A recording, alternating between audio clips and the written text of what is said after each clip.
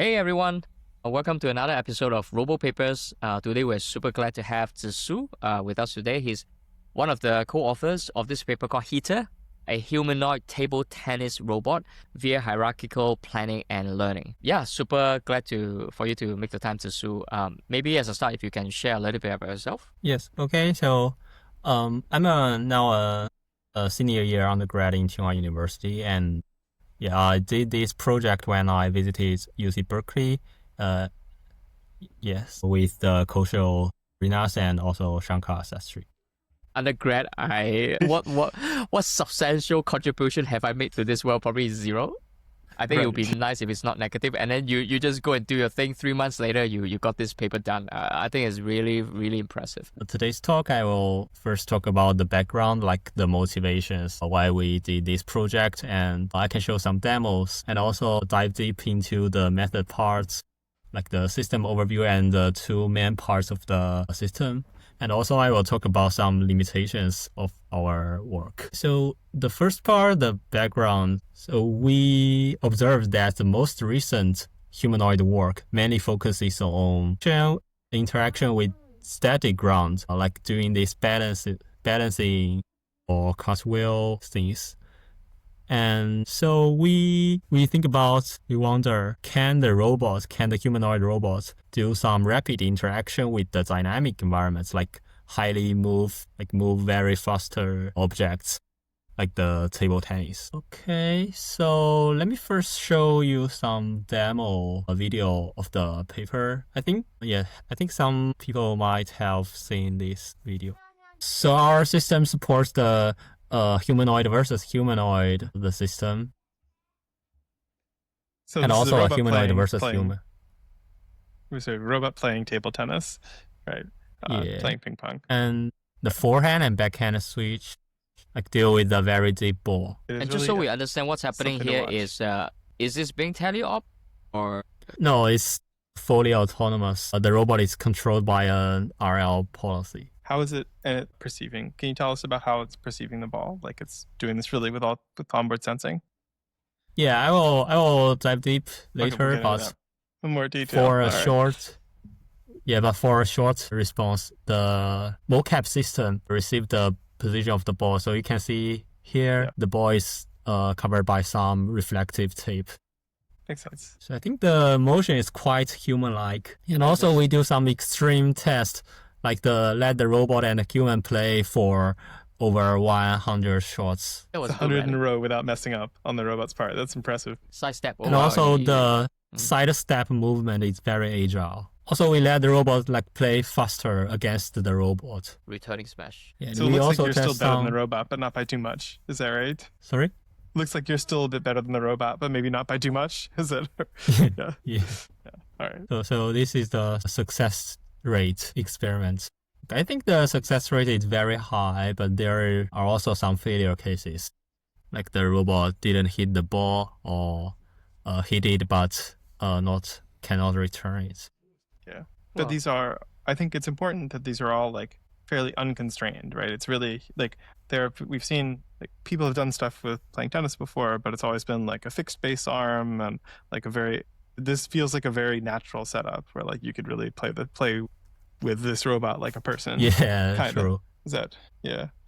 I think. And that makes things a lot harder. That's impressive. Yeah, okay, go ahead. So let's first look the system overview. So for the robot parts, we directly attach the racket to the robot via using 3D printed connector. And for the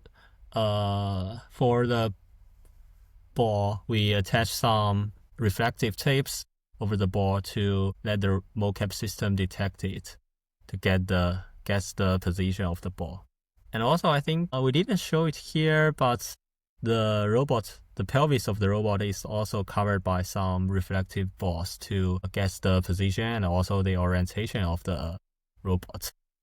And so after we get the position of the ball, the model-based planner can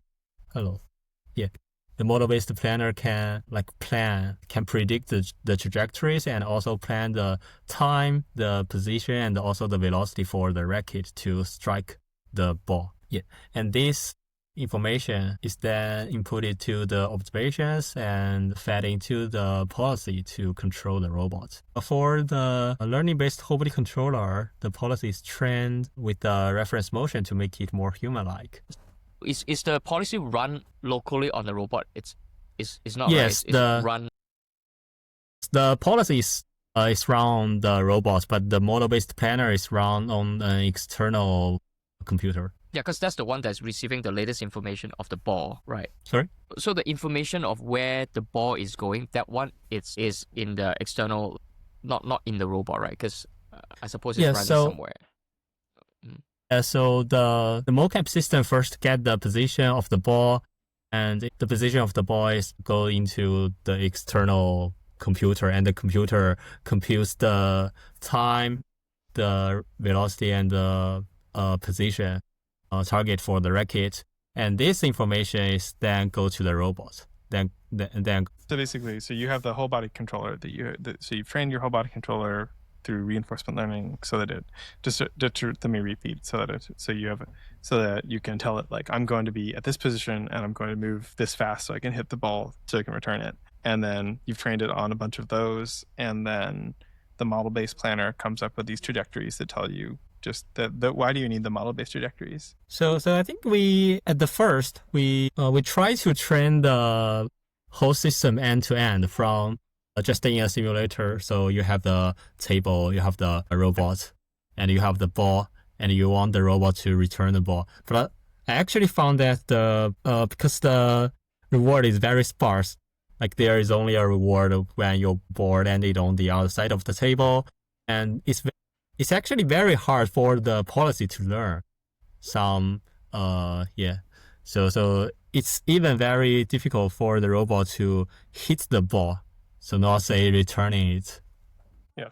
So we finally ended up with this hierarchical setup to first let a model-based planner plan the time, position, and velocity to hit the ball, and let the policy learn to track these commands. So this is easier than the end-to-end way. Yeah, makes sense.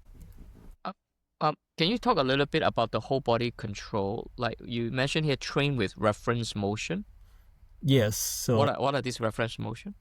So the reference motions. So we have two reference motions. The first one is the forehand swing, and the other one is the backhand swing. So I think I have some more slides later about this. Okay. How we train the policy with the reference motion. So first, I want to dive into the model-based planner part. So it's the task for the model-based planner is to predict the time, position, and velocity target for the racket. And we assume that when hitting the ball, the rackets are vertical to its velocity. So we don't need to predict the orientation command here.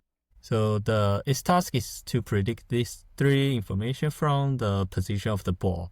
The position of the ball is observed by the mocap system. Because the mocap system can only get the position of the ball and it cannot get the velocity of the ball. So we first need to do some things to get the velocity, like using the curve fitting. And then since we get the position and the velocity for this single time step, we can build a dynamics model and do explicit integration, a step-by-step time integration to get the time and position target for the racket here. And then by using the desired landing position, we can do some computation to get the velocity target. How do you decide what is the desired landing position? So basically, the desired landing position is just the center of the other side of the table. But since we use a very simple dynamics model, the ball cannot land it very accurately at the desired landing position. So our goal is just let the ball land on the other side of the table, make the desired landing position the center of the other side. So by curve fitting, we first collect 31 recent points. It's about 0.1 second because the mocap system is running at 360 Hz. And then for each single dimension, we fit second order polynomial of the trajectory, like the px, py, and pt of time t. And then by evaluates the function and also its first order deviation at this time step, we can get the position and also the velocity of the ball at this single time step. And then to predict the time and the position when the robot's trajectory enter the virtual hit plane, we can do step-by-step time integration. So first we build a hybrid dynamics model.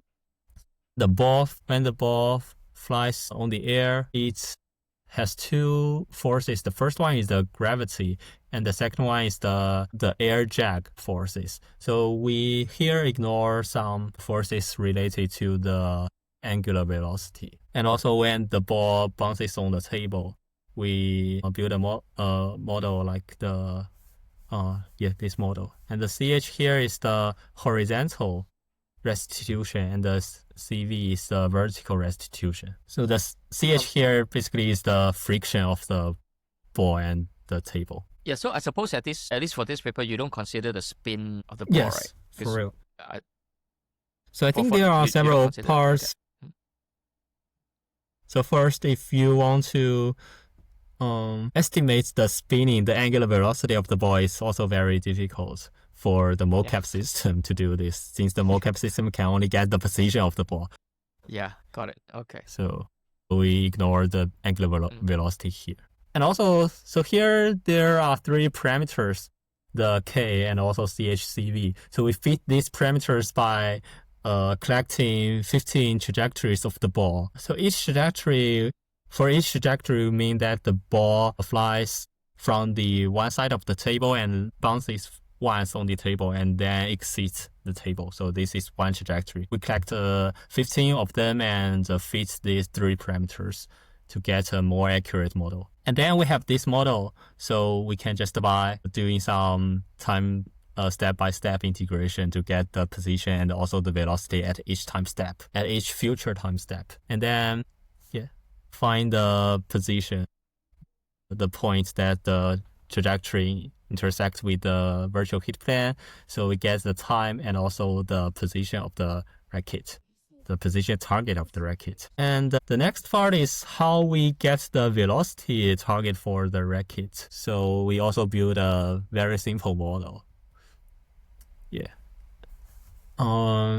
So for the simplicity of the computation, we just after the ball out goes here, so we just consider the gravity force and ignore other forces like the air friction or anything else. So by predefining a delta t, the ball flies on the air. So we can directly compute the outgoing velocity of the ball here, VO. And since we can predict the velocity, the incoming velocity, VI of the ball, and we can then build a very simple collision model of the ball and the racket. Here. So the CR is the restitution of the collision, and we directly just ignore the friction. So then we can compute the velocity target. I think that's all for the model-based planner part, from the position of the ball to the time, position, and velocity target command for the racket. And this is some experiment results like showing the very low error of the prediction system. The critical error here is the 7.5 centimeter, which is the radius of the racket. Sorry, so what is this time until strike? Could you explain a little bit what is? Yeah, so the time, so this 0 point is a time at the hit time. We show the arrow decrease when the hit time approach. So the 0.6 is here, 0.5, 0.4, 0.3, and 0 until hit. So basically, if the robot can move fast enough that it can move, it looks like maybe 5 centimeters in 0.3 seconds. Can it move that fast? Then it should basically always be able to hit. Is that the idea? Yeah. Yeah. I think the idea is here is, since our prediction error is very low, the robot can have enough time to go to the desired position and then hit. Okay. And So this all next feeds is into the your whole body control. Yeah, cool. yeah. And then it's the whole body controller. So we fit the predicted time, velocity, and also the racket target to the policy. And the other parts is like the base position command for the robot is computed heuristically using the racket command and also the actual position of the base. And this relative information and also the orientation of the base is then inputted to the whole body controller, the policy parts. And the policy is also trained using the human reference to make it the motion more human-like. So I think there are basically two parts we should pay attention to. The first is how I train the policy with these commands, and the other part is how I train it with the reference. So the first part is about command design. I think I can first show you an episode of the policy running in the simulator. So you can find here in the simulator there is no ball here, because in the model-based planner we separate the ball with the racket target position. So in the simulator we can only sample lots of commands of the racket and let the robot check the racket commands here.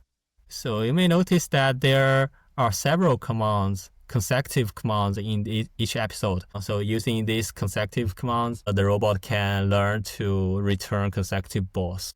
And also we separate the commands for the lower body and the upper body.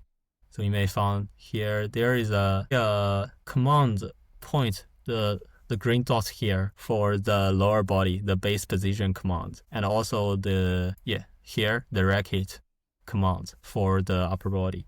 But our policy is still one policy control the whole body. It's not separate policies. So the first command is the desired base position command for the lower body and the racket target time, the position and velocity for upper body. So you may notice here we directly use the position command. Like other paper may use the velocity command. So actually at first I tried to use the velocity command and let the model-based planner also plan the velocity command for the robots. Found that there is a latency between you input the velocity command to the observation to the policy, and the robot actually moves at that certain velocity. So this latency is very harmful to the highly dynamic tasks. So we finally ended up with this position-based command. Yeah, and the sorry.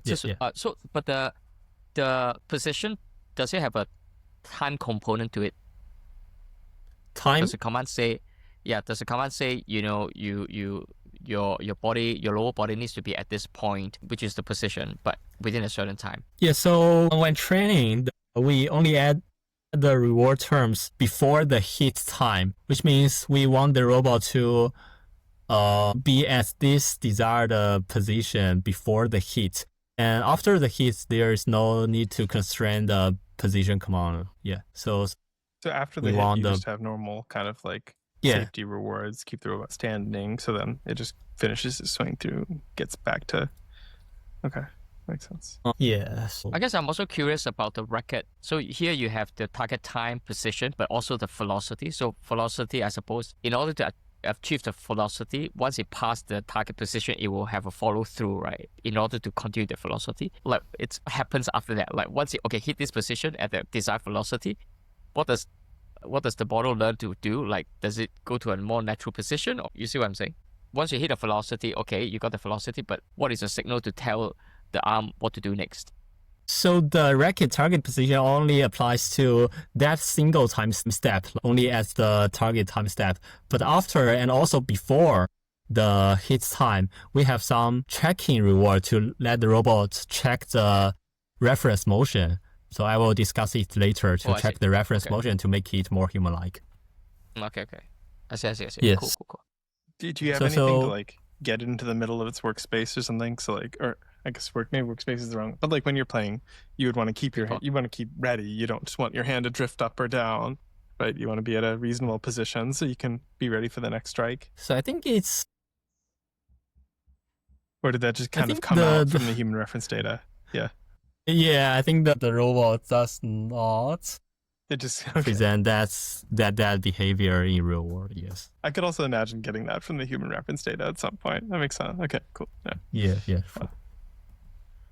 So for the human reference here, we only have two reference. The first one is the forehand swing and also the backhand swing. So to make the robot check this human reference to make it more human-like, its motion more human-like, we directly add the other term to the reward, the imitation term, which is checking the reference, the motion reference. So the goal, the RG, the goal term here is the previous discussed the base position command and also the racket position, the racket commands, and also other regularization terms like the action rate or something else.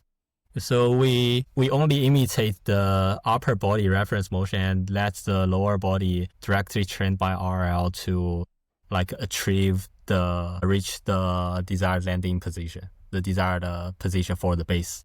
And since there are two reference motion, we should determine which one to check when training. So it's determined based on the racket position command. So if your racket position command is here on the right of the robot, we let the robot check the forehand reference. And if the position is sampled like here on the left of on the left of the robot, we let the reward check the backhand motion. So this is the very simple composition of the imitation reward and the goal reward is from deep mimic. So I actually consider like if it might doesn't work, so we might need some fancy method like AMP or what. But yeah, I tried this and it works quite well. So yeah, I think there's no need to use more fancy method like AMP or something else. Sorry, Zhi Su, for the when you say this, forehand and the backhand, is it literally just one motion? Yeah, it's just one motion. Just literally one. No, just one. Just one. One demo, and okay, I see. Yeah, one forehand and one backhand, and each is like 2 seconds. Do you think it needed this? Do you think it would learn better without it, or do you think it? Did you try both? Try like. So do you think you could just get by with the reward, the RL reward that you were talking about in the previous slide, or do you need the human reference? Yeah, I think we actually very need the human reference. So I tried to do some ablation study like without the reference motion. So I found that the result is motion is very weird for the robot. So it will. Do this to the, so you do need it. Is it very weird and like weird bad, or just weird like inhuman? I guess. Like it's not human-like, I will say. Okay. What? Do you think it would be? But would it be better or worse at playing tennis? I guess is that. Yeah, it could be robotic-like, but then maybe it's superhuman, in capability. And also the training will be slower without the human reference, because the human reference can serve like a guidance for the racket position, like for reach the racket target. Yeah. You could anneal the reference down to 0, like the weight down to 0 or something, and then say, I don't know. Yeah, but yeah, you're right. Yeah, it would definitely be slower. Yeah, maybe. Yeah. No, I'm curious. Sorry, it's okay. Do you think it would? Do you think it would still be able to do it? It's able to do. Or is like the search, the RL problem so hard you couldn't do it without the reference? I guess. So I think it's just take longer time. Okay, so you think it would be able to do it, but it would take a really long time and it would look pretty weird. I think that makes sense. Yes. That's cool. Sure. Okay. Yeah. I'm also curious, have you guys considered like having just more like, forehand? There are many style of forehand. I guess in this particular paper, you guys just use literally just one sample. But if you were to do like to incorporate something that actually incorporate different, like more than one, just one, literally one. Even the same player, like you do it 10 times, it's just slightly different every time you do it. Yeah. Would it have changed the way you set this up a lot? If there is. So for this specific setup, like we just want the robot to hit a position, generate human-like motion. I don't think there is a need to introduce more reference motion. But if you want the robot to generate other type of the returning, like you want it to spin, like chop, or what. So there is a need to use more reference motions. And the training pipeline will differ a lot, but I don't think I have an idea now to how to incorporate this so many reference motion here. Well, I mean, I guess in a way you already have two distinct reference motion, and you have this branch that says that, okay, at inference, okay, do I infer the forehand or the backhand, right? And in a way there are already two style already that you have. It's just that each style there's literally only one reference motion, one episode of reference motion. Okay, cool. So I think basically the method part is done, and I think I can discuss about some limitations. I think since our work is the first one, try to explore the movable humanoid like table tennis. I think there are a lot of limitations left for the future work. So like we use a predefined virtual hit plan just at the end of the table. So this constrained a lot of the returning position. So this make the robot very difficult or impossible to return very short ball. And I think, and another reason for the short ball is the hardware, because the robot we use is Unity G1 is very small. So if we want the robot to return very short ball, we might need taller robots. Yeah. And also the simplified model, we directly ignore the spinning here. So yeah, it's very difficult for the robot to return highly spinning balls. And also we use the external mocap system, which makes the system can only stay in the lab environment, and we cannot bring the robot outside to play like outdoor robots like anywhere else. Yeah, suppose for the external mocap, it's purely used to track the ball trajectory, right? So in theory, if you one day have a new version, I don't know, G2 or G3, where the neck can actuate and, the camera is really good, and basically you can infer just based on vision the trajectory of the ball very accurately at high enough frequency, you will then just replace that part of the stack with that, right? And they will still work. Yes. I think we might do not need the prediction part, because if you consider how we human play the table tennis, no one predicts the trajectory. We directly use the position of the ball and maybe some previous time step of the image, RGB image, and directly predicts how we hit the ball. So now you've got this robot though that can do it, right? Like it can perform the task. Could you just collect a bunch of data from that and train a vision model, train one that can do it just like a human can? Mm-hmm. I think for the future, it's possible. So theoretically, it's possible. Yeah, I would think. I mean, yeah, cool. Yeah, the G1s, at least the default camera that comes on the head, actually is pretty narrow view. Yeah. So but makes sense. They also don't have an actuated neck. So yes. I think the neck actuator is very important. Okay, so you need the track of the ball. Back to needing a better robot. Okay. Yeah. Well, you need active vision. So you need the neck so that your I think you need. Yeah, I think you need a human active neck. Active vision, to move the camera, Sure. And probably you need stereo to help you tell a bit of depth.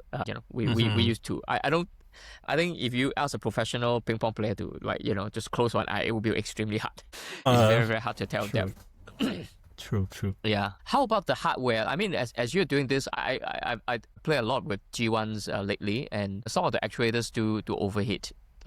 It seems that the rally, I was quite surprised. It go on for quite a long time. How long when you were doing the experiments, do you think the hardware was posing this kind of constraint for you? No, I don't think so. Because we can consecutively do the experiment for 20.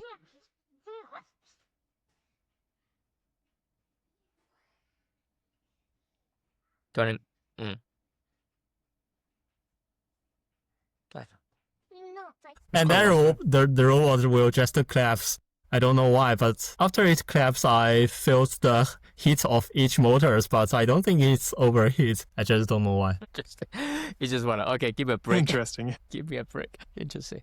Yeah, I imagine like for ping pong, it's like literally the impact is almost like is definitely within the spec, like way below the spec. But I imagine if it's tennis, like literally hitting the ball, Yeah. it's gonna impact the actuators a lot more. Yeah.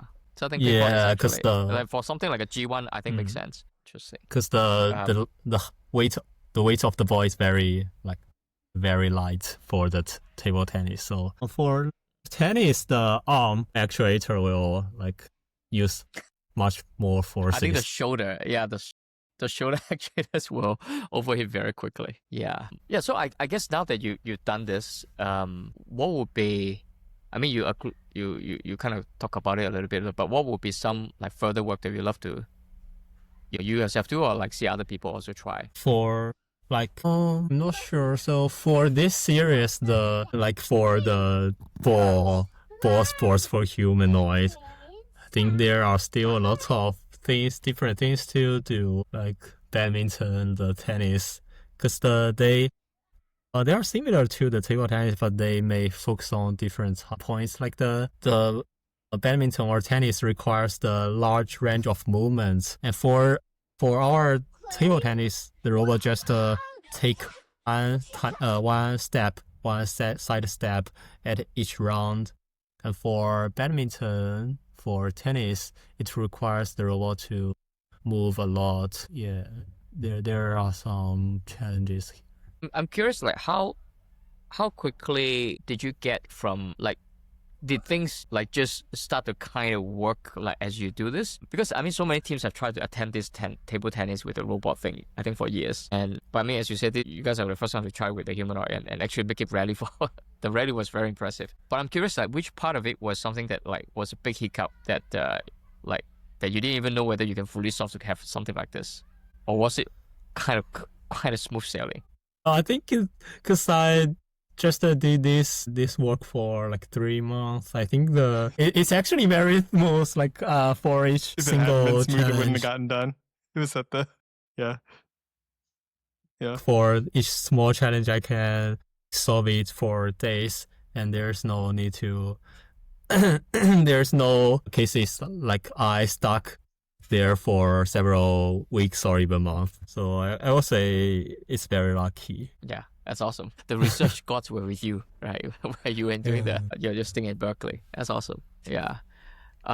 I think for me, it's like demos like this is eye-opening to me because it proves what the hardware can do. Until it can be done, and then you don't quite know what is the limitation of this hardware. So clearly, G1 can, for what it's worth, like it can actually do a lot if you set it up the right way. Certainly, the mocap is a big limitation, I would say. But still, I mean, you still end up getting the humanoid to actually have a decent rally with a human player, which I thought was super impressive.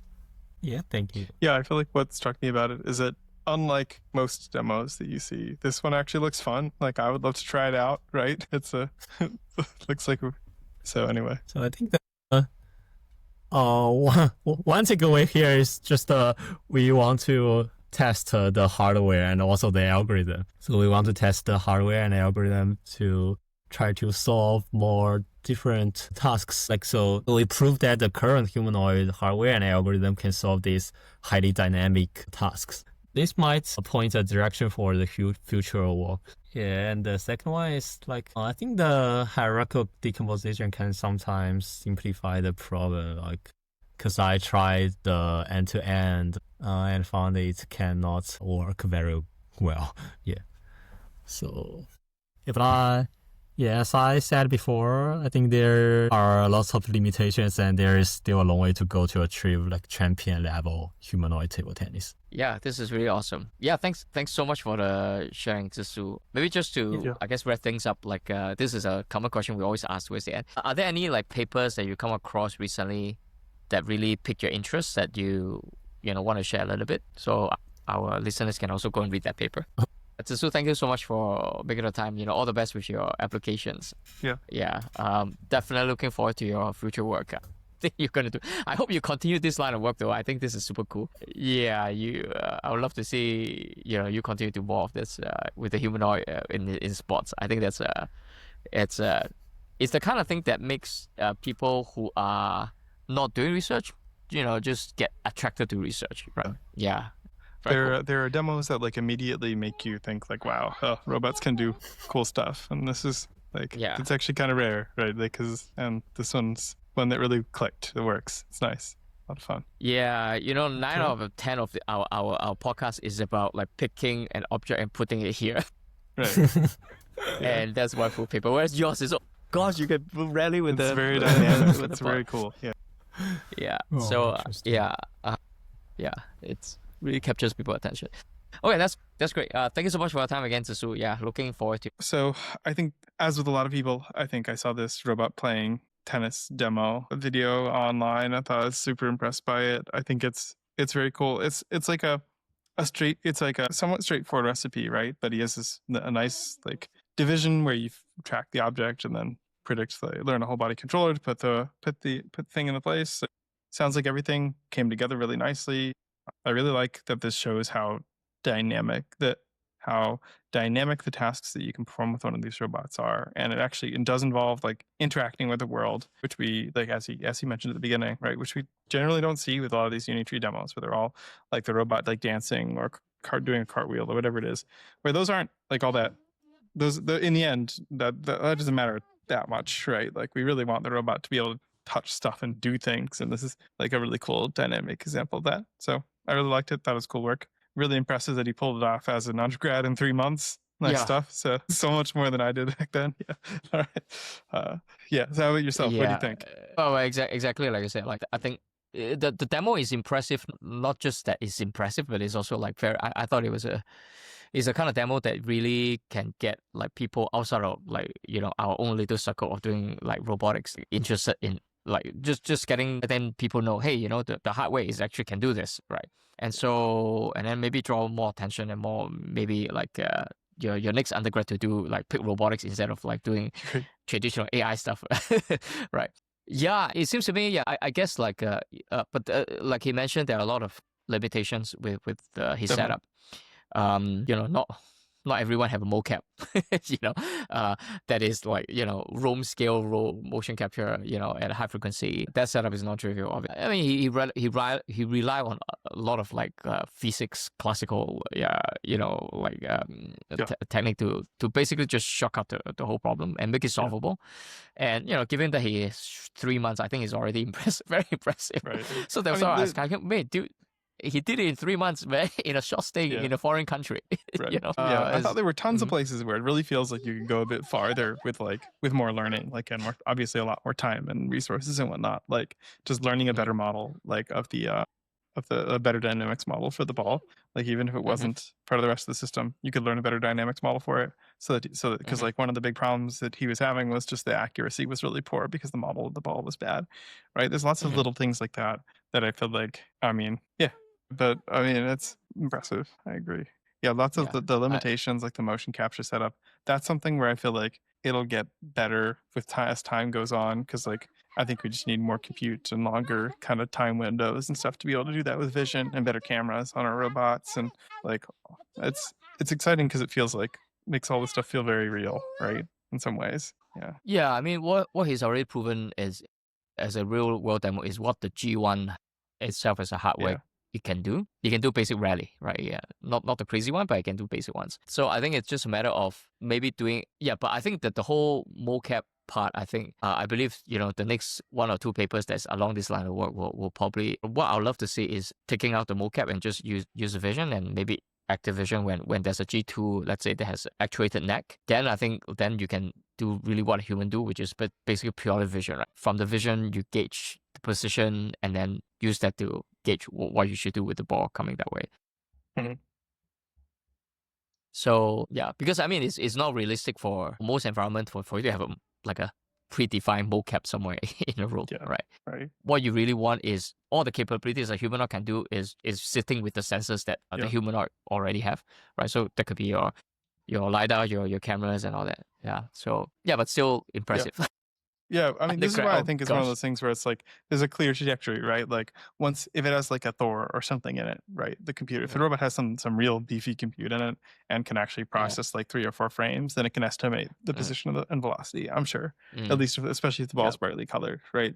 So you're just you're not talking about something fundamentally different. You're talking about like massively increased, a reasonably large increase in the amount of compute and data that you need, but attractively increased one that I think, like, if you wanted to, I'm sure someone could do this on board in a year or two, in a year. I don't think see anything fundamentally stopping you, right? Like, whereas there's a Yeah. makes sense. I don't know. Yeah. Yeah. Yeah, I'd love to see more people try Hope so. something like this. Yeah, it's a very fun thing to try. And you know, as you do this like sports thing, especially humanoid, like there's just new capabilities that's also unlocked by research. So yeah. Okay, sounds Also, good. I really Cool. like seeing Yeah. the long rallies. That was the Okay. other thing. I really like seeing the long Yeah. rallies. Anytime you get like one of these like longer, like, hard to predict interactions going on in a robot, it's like that's really cool. Really cool. You don't see that a ton. But yeah, sorry. Yeah, Anyway. it's not like a 10-second episode. You know, Right. it's a continuous It's thing. harder to cherry pick too. Like unless you're really sitting there all day, just Yeah. But Exactly. Yeah. The longer the video, the better. yeah, exactly. In general. Exactly. Right. Cool. Yeah. All right. Cool. We'll talk soon again, Chris. Yep. Okay. Bye. All right.